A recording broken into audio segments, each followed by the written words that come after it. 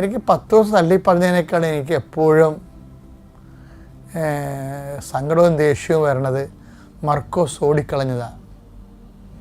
എനിക്ക് 10 ദിവസത്തിനോട് എനിക്ക് ഒരിക്കലും എനിക്ക് പെട്ടെന്ന് കൂടാൻ പറ്റും, മനസ്സുകൊണ്ട് എനിക്ക് മർക്കോസിനോട് കൂടാൻ പറ്റത്തില്ല. അങ്ങനെ സുവിശേഷം എഴുതാൻ പാടില്ലായിരുന്നെന്ന് ചിന്തിക്കുന്ന ഒരാളാണ് ഞാൻ. കാര്യം അദ്ദേഹത്തിൻ്റെ അനുതാപത്തെക്കുറിച്ച് ഒരിക്കലും ബൈബിളിലില്ല. അദ്ദേഹം കുരിശിൻ്റെ ചുവട്ടിൽ നിന്ന് ഓടിക്കളഞ്ഞൊരു മനുഷ്യനാണ്. കർത്താവിൻ്റെ ഗെത്സെമനിൽ നിന്ന് ഓടിക്കളഞ്ഞൊരു മനുഷ്യനാണ്.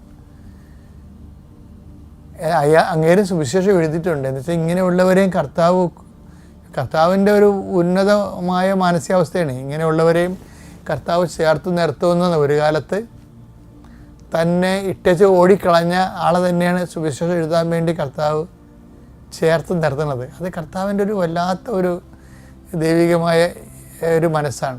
നിങ്ങൾ ദൈവത്തെ വളരാൻ ഉദ്ദേശിക്കുന്നുണ്ടെങ്കിൽ ക്രിസ്തുവിൽ വളരാനാണ് എപ്പോഴും ദൈവത്തെ വളരേണ്ട മാനദണ്ഡം എന്ന് പറയുന്നത്. ക്രിസ്തു വളരാൻ